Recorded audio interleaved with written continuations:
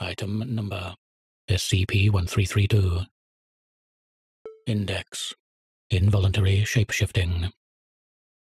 Object Class: Euclid. Special Containment Procedures: Vials containing samples of SCP-1332-A are to be hermetically sealed and kept in refrigerated storage.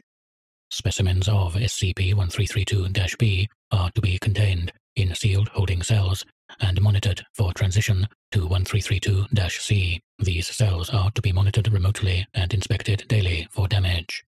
In the event of a breach by SCP-1332-C, the damaged holding cell and the surrounding area are to be sterilized via a controlled thermobaric explosion to limit the possibilities of further contagion.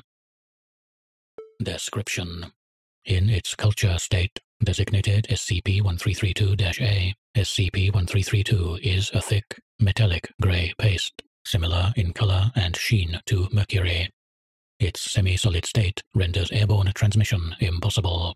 To date, all instances of infection have resulted from direct, unprotected handling of SCP-1332-A or injuries caused by unusually violent instances of SCP-1332-B and -C. When a living being becomes infected with SCP-1332, usually through direct exposure to subcutaneous tissues via cuts and scrapes, it begins the transformation to SCP-1332-B. This transformation manifests externally as flu-like symptoms, soreness, exhaustion, nausea, that subside over the course of 2 to 3 days.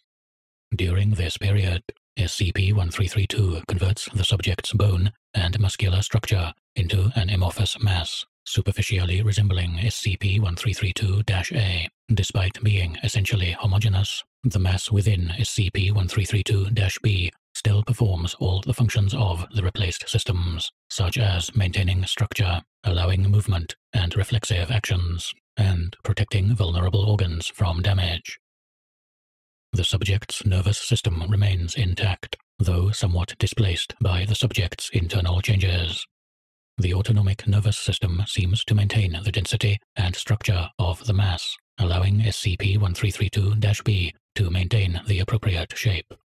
It is hypothetically possible for specimens of SCP-1332-B to live fully normal lives without ever becoming aware of their condition.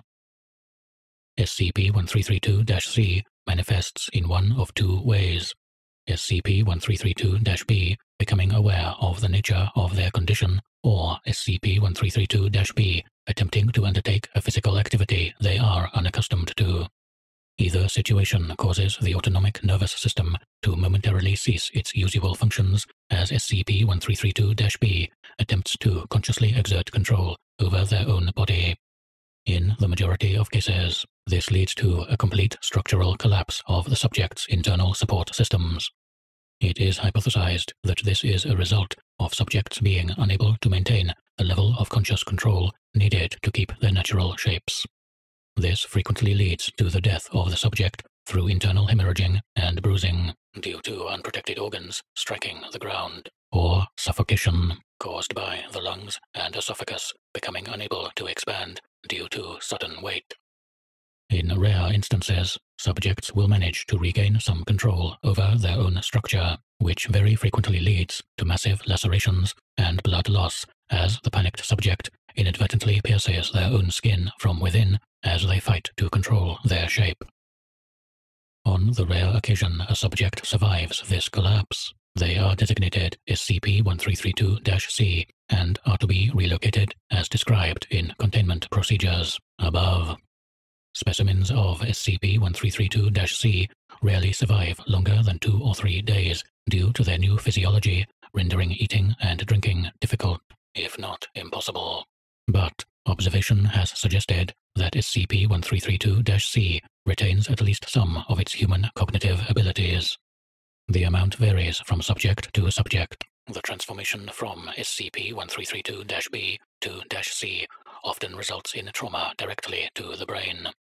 But subjects have been shown to attempt to move towards persons and objects familiar to them, to retreat from examples of phobias specific to the subject, and have, on occasion, attempted to embrace personnel they perceive as friendly.